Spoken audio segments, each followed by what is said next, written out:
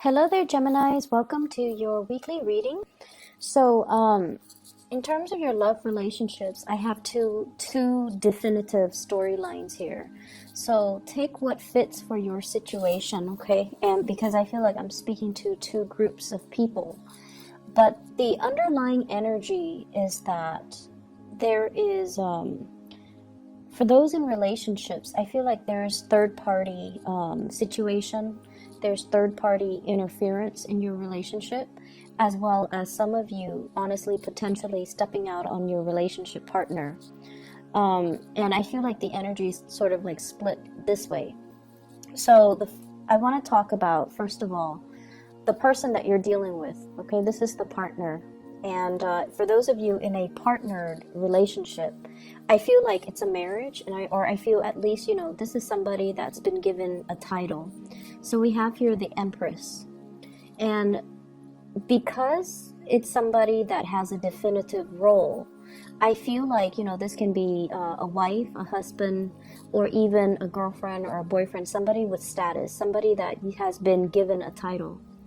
And the way that this person is, they're very maternal, they're very nurturing, very, very caring. And they do a lot in order to maintain the household. They also do a lot in order to maintain stability within a dwelling, within a family unit. They are also the bearer of traditions. And, they keep the customs alive. They keep the household running. They keep the kids nice and clean and well fed, and they put them to bed. And you're dealing with somebody that embodies the energy of love, nurturing, and abundance. On the negative side of this person, I feel like they can be a little bit controlling. They can be a little bit materialistic or a little bit frivolous, a little bit too much into the way that they look, the way that they are seen by the outsiders, or the way that they are seen by their family. But this is somebody who is very, very strong. They have, generally a very good sense of a moral compass.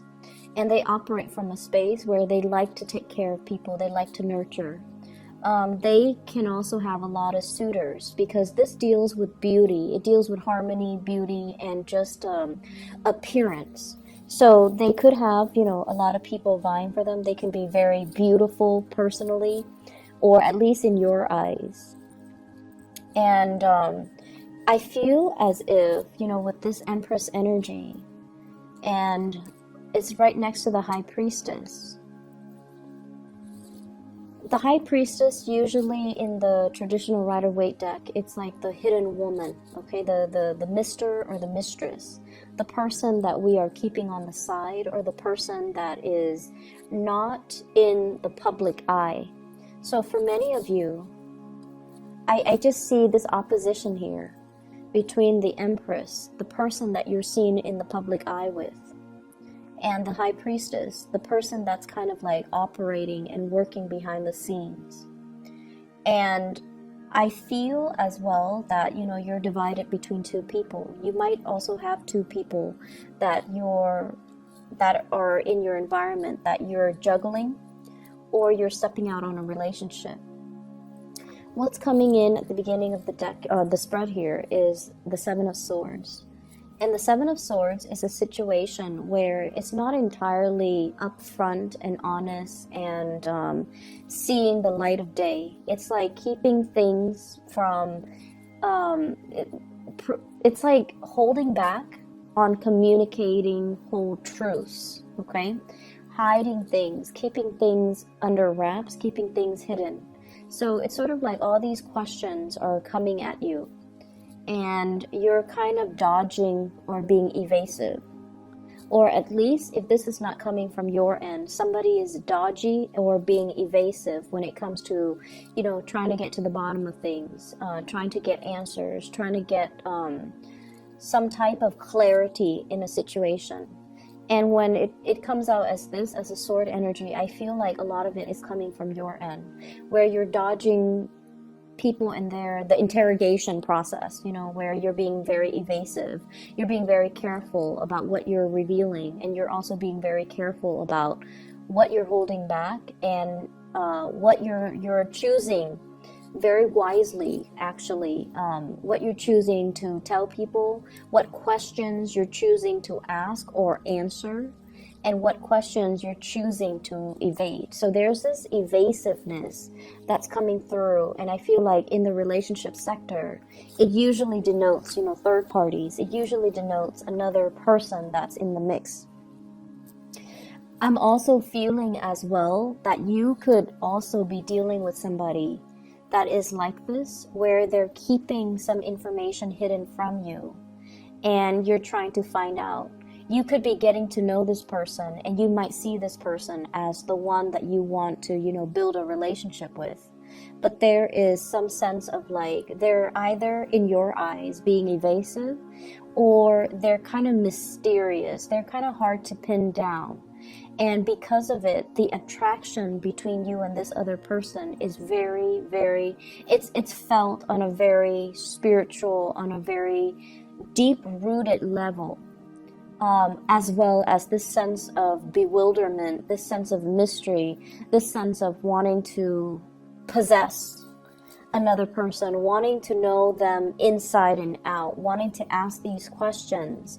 But for whatever reason, you're going about it, asking the questions in a very roundabout way. And I feel like the energy flows both ways, okay? For others of you, you could be dealing here with a fire sign. We have here the Knight of Wands. This is somebody that hails from a foreign place, from a foreign land. And I usually associate it with this with Sagittarius, which is your polar opposites. But it could be, another, whatever fire sign, Sagittarius, Aries, or Leo, Sun, Moon, or Rising. This is someone who's quite passionate. They don't stop in one place for too long. It's like, the Rolling Stone gathers no moss. They have that mentality. They're very here today, gone tomorrow. They're very exciting. They're very passionate. They go after what they want. And I feel almost like relationships are nice in their lives, but they're kind of like the nomad. They're constantly looking for new pastures. They're constantly looking for new adventures. They're constantly looking for new land to explore, to roam, to conquer. And I also feel as if you're involved with this person, there's a lot of things in their past that you're trying to figure out. But I don't know why. It's just the communication is not very straightforward. It's almost like you both are feeling this really strong attraction towards one another, but there's a sense of like, they're like this. Can I trust them? Or they're also wondering, the Gemini person is like this. Can I trust them to be truthful and faithful? And then you're wondering, can I trust this person to be truthful and faithful as well? So if you're dealing with a fire sign, Sagittarius, Aries, Leo, Sun, Moon, or Rising, there's this element of wanting to tame the beast, to possess the person, to have them do your bidding, to want to control them, to try to like contain fire, that wand's energy, to try to contain it in your hands. So you might have very well met your match for this week, Gemini. And this is not just somebody that just randomly comes into the picture. I feel like there are things about them that kind of, it's almost like the attraction I feel is very strong, as well as the temptation to want to control, to possess. They could be very possessive towards you, and you could be likewise very possessive towards them. And I feel like there are clashes when it comes to egos. One person wants to be free. One person wants to, I'll come and go as I please. I can't be contained. And then the other person wants to possess, wants to control, wants to dictate, how the relationship is going to go. And so it's almost like in the process of trying to contain fire in your hands, You might get burned. You want to be a little bit careful if you're dealing with this character. Not that they're not a bad person, but they value their independence so much that it's going to be very difficult for you to tell them, you know, like, I see this energy.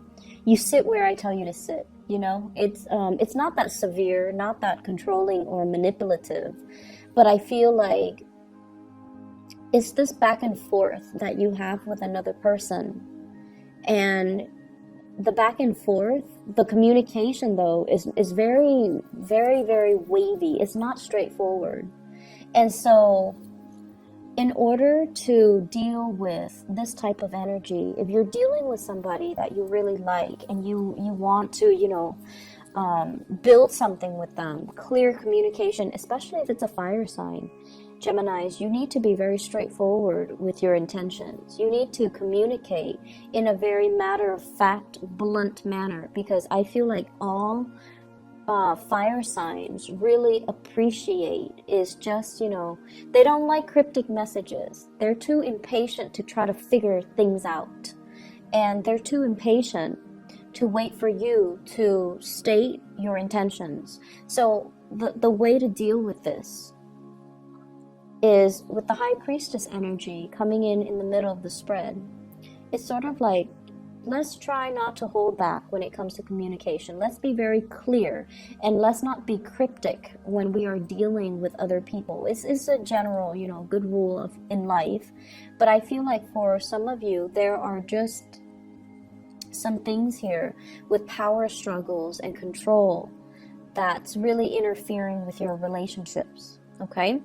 For others of you, it could be this fire sign that is stepping out on the relationship. There's an overall sense of mistrust between you and them. And there's an overall sense of like wanting to, they might have several options. You know, with the partner you're dealing with or the person that you like, they might be somebody that smells really good, that looks really good. I see a lot of flowers here, so I'm tempted to say like smell. Somebody who's very, very tactile. They could very well be, you know, extremely beautiful, handsome. They take care of themselves. They're on a pedestal. They're just kind of like floating up there. So it's like you at least put them on a pedestal and you feel like they're too good to be true. You want to possess. You want to bring them back down to earth. Or likewise, somebody could be doing this to you. But I just feel as if it's an energy of like freedom versus commitment, and it's an expansive energy as well that deals with it's stirring up some insecurities from both parties, and as a result of it, I feel that it can be very challenging when it stirs up our insecurity, and when we feel like we can't communicate properly. We feel very rattled by the other person whenever we're around them, and we can't really gauge their intentions, or we can't really gauge what we're about to do, or they're coming so fast and so they're coming on so fast and so strong that you wonder, do they do this with everybody? Am I just, you know, one of their groupies? Am I just one of the person that's following their lead, or do they actually have a specific place in their heart for me? So I feel like it's stirring up some anxieties as well as some insecurities within you. It's exciting. It's very exciting, but it's also very topsy-turvy. And so what you decide to do, I feel, is that you need to take control of the situation, and you need to have some type of clear and straightforward communication. So rather than, you know, keeping them at bay and potentially driving them away, if you really like them, you want to have some type of a mutual understanding, agreement, consensus, or at least, you know, allow them to kind of just understand where you're coming from. Because I feel an energy of like, you know, you can leave, just go, I don't need you. But deep down, you do need them. You want them to come back, but you want to play it off. You want to appear aloof.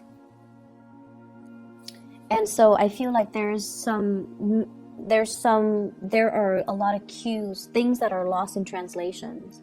There are also a lot of miscommunication as well that needs to be worked out. I don't feel like it's getting resolved, but it needs to definitely be worked out in this spread, okay? At least for this week. So if this sounds like the situation you're in, where it's not third party, but there are fears of third parties, and you need to kind of just, open up that channel of communication. If you are dealing with a third party, I feel like your intuition is leading you on the right path towards kind of freeing yourself and not being, it's like, that being wrapped around somebody's fingers and feeling like they've got you pinned down. You can't go, even though you want to go off with somebody else. It feels like that to me. Moving on to other areas of your life here, this is pretty much serving as your spiritual advice. And what I feel overall is you are going to be playing mediator this week, okay? And I see some issues when it comes overall here to dealing with people, giving advice to people, being kind of like the onlooker in a conflictual situation. So for many of you, you might be, you might work as a therapist. You might play therapist for family members.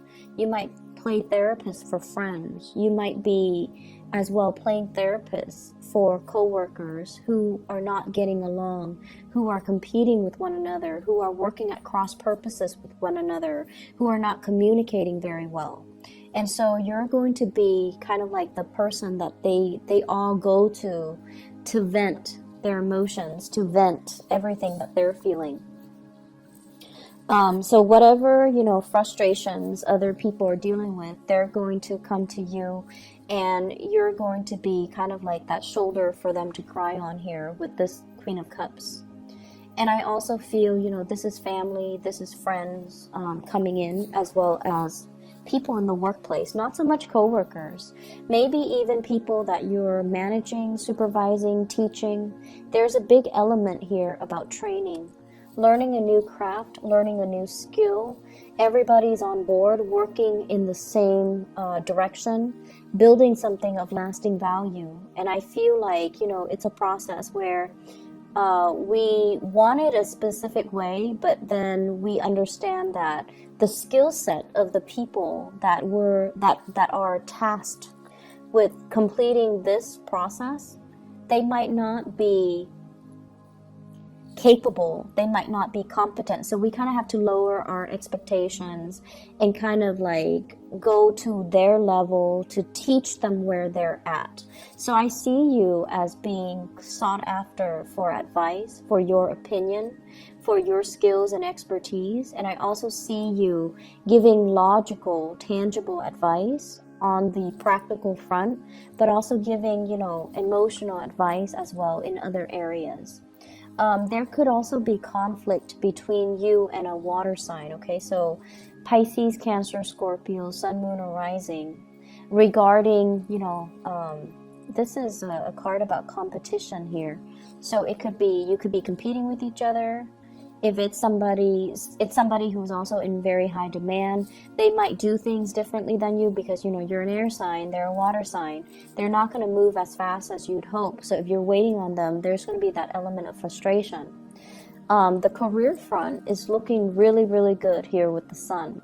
The sun indicates to me, the spotlight. It's sort of like the areas where you shine, or the areas where you're very, very visible. Everybody sees everything that you're doing. But it's next to the Three of Pentacles, which denotes that people are soliciting you. They're trying to find you. They're coming to you in droves to try to get your expertise, get your ideas, get your opinions. So I feel like you're giving off advice, and then the other person stalls, and they're trying to, work one step at a time. So when I mention like the people in your midst, they're tasked with doing something, but their skill level or their expertise or their capabilities are not on par with what you had plan for them, so you have to lower your expectations a little bit. This is sort of like somebody who doesn't really know how to do things repetitively. So it could be, you know, they're trying to remember the process. So they do like 5 things and then they stop and ask for further clarification or further advice before they can move on to the next thing. It's not like the 8 of Pentacles where, you know, they've done it over and over and over and over again and now they're an expert at it. It's just they're going to stall. They're going to take a little bit more time. They're going to need a little bit more guidance before they proceed to the next step. So in opposition, so it's like, it's not like this where they're kind of working without direction. You know, they know exactly what to do. They know how to do this because they've encountered it before. This is sort of like waiting for feedback, waiting for the next step, waiting for further advice. So I feel like it's a stop-go in the work front, but people are stopping and going, whereas you're the one overseeing the work, overseeing the end result, and you're giving snippets of advice along the way. I feel like the work front, the professional front, it's working out really, really well. It's just as well, I feel, with this love situation, you know, if it's a third party interfering, it could heavily be as well, like, you know, I'm hearing like unwanted attention, a lot of unwanted attention that can lead to misunderstanding as well. So it could be where there's like an active third party interfering in your relationship and it's creating jealousy. Even though you're not partaking in that, it can also create jealousy. It can create misunderstanding when you're trying to nurture and foster a relationship with somebody else. Okay, so I hope the reading has been helpful for you guys. Best of luck for this week. Okay, take care.